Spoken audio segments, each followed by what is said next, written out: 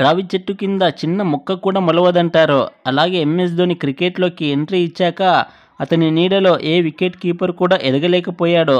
అరాకొరా wicket keepers వచ్చినా Dhoni wicket keeping skills ముందర నిలబడలేకపోయారు. పార్థివ్ పటేల్, వృద్ధిమాన్ సాహా, నమాన్ ఓజా ఇంకా ఇలా చాలామంది ఉన్నారు.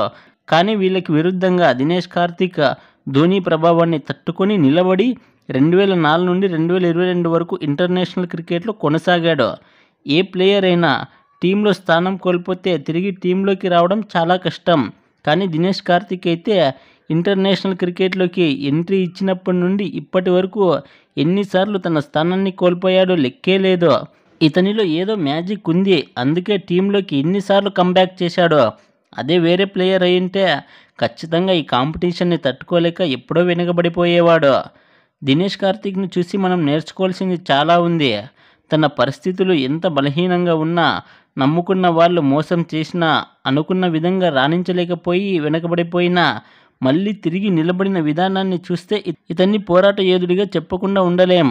ఇప్పుడు మనం దినేష్ కార్తీక్ క్రికెట్ జర్నీ ఎలా సాగింది, తన కెరియర్లో మెమరబుల్ మ్యాచ్ ఏదైనా ఉందా, తను సాధించిన రికార్డ్స్ ఏమిటి, ఇంకా ఇలాంటి విషయాల గురించి ఇప్పుడు మనం తెలుసుకుందాం. భారత క్రికెట్ టీంలోకి ఒక మంచి వికెట్ కీపర్ని తీసుకురావాలి అని చూస్తున్న సమయం అది. ఎందరెందరో వికెట్ కీపర్స్ని ట్రై చేస్తున్నారు. ఆ విధంగానే దినేష్ కార్తీక్ని కూడా ప్రయోగించారు. దినేష్ కార్తీక్ వన్డేలలో సెప్టెంబర్ 5, 2004న ఇంగ్లాండ్పై డెబ్యూట్ చేశాడు. 156వ భారత వన్డే ప్లేయర్గా. ఈ మ్యాచ్లో 12 బాల్స్లో ఒక్క రన్నే చేసి అవుట్ అయిపోయినా వికెట్ కీపింగ్లో మాత్రం మైకేల్ వాన్ని స్టంపౌట్ చేసిన విధానం అందరినీ అట్రాక్ట్ చేసింది. ఇక టెస్టుల్లోనూ నవంబర్ 3, 2004న 250వ భారత టెస్టు ప్లేయర్గా ఆస్ట్రేలియాపై ఎంట్రీ ఇచ్చాడు.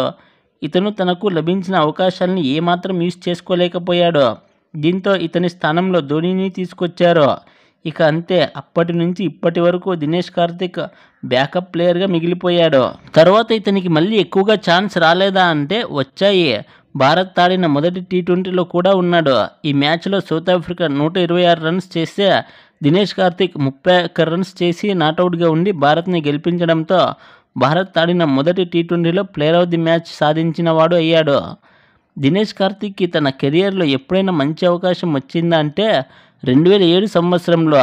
ఈ ఇయర్లో అతన్ని కేవలం బ్యాకప్ ప్లేయర్గా కాకుండా ఛాన్స్లు ఎక్కువగా ఇస్తూ ఓపెనర్గాను ప్రమోట్ చేశారు. అయినా పెద్దగా ప్రయోజనం లేకుండా పోయింది. ఓపెనర్గాను రాణించలేకపోయాడు.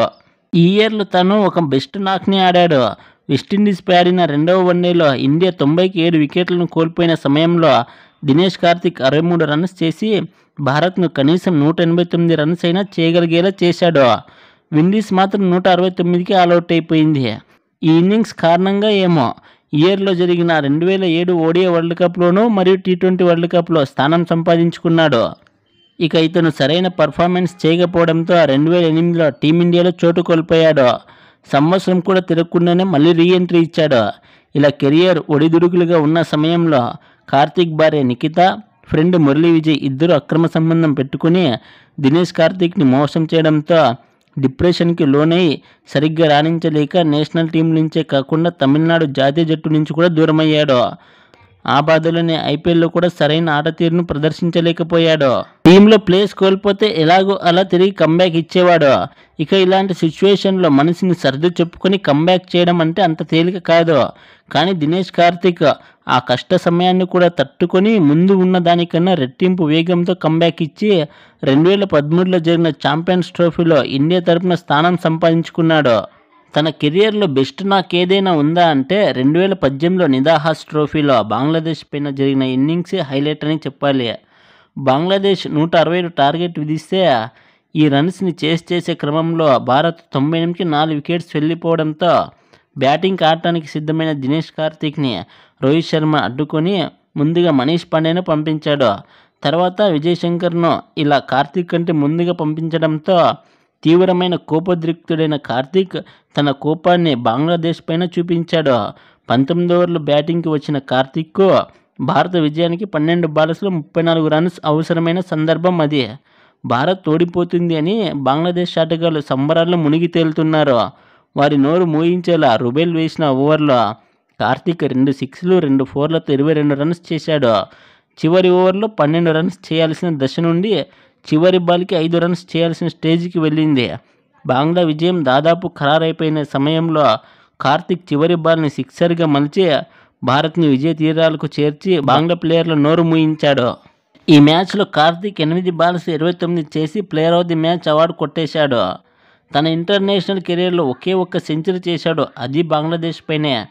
2007లో జరిగిన టెస్ట్ మ్యాచ్లో 212 బాల్స్లో 16 ఫోర్లు కొట్టి 129 రన్స్ చేశాడు. ఈ మ్యాచ్లో కార్తిక్తో పాటు వసీం జాఫర్ 138, రాహుల్ ద్రావిడ్ 129, సచిన్ టెండూల్కర్ 122 చేయడంతో భారత్ 610 రన్స్ చేసింది, కేవలం 3 వికెట్ల నష్టానికి. బంగ్లా 2 ఇన్నింగ్స్లోనూ కలిపి ఈ స్కోర్ని చేస్ చేయలేక ఓడిపోయింది. దినేష్ కార్తిక్ 2010లో టెస్టుల్లో స్థానం కోల్పోయి తిరిగి 2018లో రీ ఎంట్రీ ఇచ్చాడు. ఆ ఇయర్లో కేవలం 3 మ్యాచ్లు మాత్రమే ఆడాడు. 2018లో ఇంగ్లాండ్ పైన ఆడిన మ్యాచే తన చివరి టెస్ట్ మ్యాచ్ అయ్యింది. దినేష్ కార్తిక్ని ఎన్నిసార్లు పక్కన పెట్టినా డొమెస్టిక్ క్రికెట్లో, రంజీల్లో, ఐపీఎల్లో తన సత్తా చూపించి రీ ఎంట్రీ ఇస్తాడు. తన పని అయిపోయింది అని ఏమాత్రం అనుకోడు. కుర్రాళ్ళు దూసుకుపోతున్నారు, వీళ్ళను వెనక్కి నెట్టి ప్లేస్ సంపాదించడం అసాధ్యమని అస్సలు అనుకోడు. చాలా కష్టపడి సెలెక్టర్ల దృష్టిని ఆకర్షిస్తాడు. ఆ విధంగానే 2011లో, 2015 వరల్డ్ కప్లో ప్లేస్ దక్కకపోయినా 2019 వరల్డ్ కప్లో ప్లేస్ సంపాదించాడు. 2019 వరల్డ్ కప్లో సెమీఫైనల్లో న్యూజిలాండ్పై భారత్ని గడ్డున పడేసే అవకాశం కార్తిక్ను వరించింది. కానీ నిషామ్ సింగిల్ హ్యాండ్తో క్యాచ్ని అందుకోవడంతో 6 పరుగులే చేసి అవుట్ అయిపోయాడు. ఈ మ్యాచ్లో కార్తిక్ మ్యాచ్ని గెలిపించుంటే మాత్రం తన కెరీర్ మరింత బాగుండేది. ఈ మ్యాచ్ తర్వాత కార్తిక్ వన్డేలో స్థానం కోల్పోయాడు. ఇదే తన చివరి వన్డే మ్యాచ్ అయ్యింది. 2019 తర్వాత వన్డేల్లో, టీ20లో, టెస్టుల్లో చోటు కోల్పోయిన తర్వాత యాంకర్ రోల్ అవతారం ఎత్తాడు. ఇక అందరూ కార్తిక్ని యాంకర్ అవతారంలో చూశాక ఇక కార్తిక్ ఇంటర్నేషనల్ కెరీర్ ముగిసిపోయినట్టే అని ఫిక్స్ అయిపోయారు. కానీ కార్తిక్ యువ క్రికెటర్లకు పోటీ ఇస్తూ 3 సంవత్సరాల తర్వాత 2022లో టీ20లో ప్లేస్ సంపాదించి అందరినీ ఆశ్చర్యపరిచాడు. ఆ ఇయర్లోనే జరిగిన టీ20 వరల్డ్ కప్లోనూ అవకాశం లభించింది. 2022లో బంగ్లాదేశ్పై తన చివరి టీ20 మ్యాచ్ ఆడాడు. ఓవరాల్గా దినేష్ కార్తిక్ తన ఒడిదుడుకుల కెరీర్లో 26 టెస్టుల్లో 1 సెంచరీ, 7 హాఫ్ సెంచరీలతో 1025 రన్స్, వన్డేల్లో 94 మ్యాచ్లు ఆడి 1752 రన్స్ చేశాడు. అందులో 9 హాఫ్ సెంచరీలు ఉన్నాయి. ఇక టీ20లో అయితే 60 మ్యాచ్లు ఆడి ఒకే ఒక హాఫ్ సెంచరీ చేసి 686 రన్స్ చేశాడు. నెక్స్ట్ మీరు ఏ ప్లేయర్ క్రికెట్ జర్నీ గురించి తెలుసుకోవాలి అనుకుంటున్నారో కామెంట్ చేయండి. ఈ వీడియో ఎంతసేపు చూసినందుకు మీకు చాలా థ్యాంక్స్. మీరు ఈ వీడియోకి రేటింగ్ కూడా ఇవ్వచ్చు. బాగా నచ్చినట్లయితే 5, బాగుంది అనిపిస్తే 4, పర్లేదు అనుకుంటే 3, బాగాలేదనుకుంటే 2, ది వరెస్ట్ అనుకుంటే 1 ఇవ్వండి. మీ ఒపీనియన్ని కామెంట్ ద్వారా తెలియజేయండి. మీకు నేను చెప్పిన ఎక్స్ప్లెనేషన్ నచ్చితే లైక్ చేయండి. అలాగే మరిన్ని మంచి టాపిక్స్ కోసం ఎన్ఏకే ఛానల్ని సబ్స్క్రైబ్ చేసుకోండి.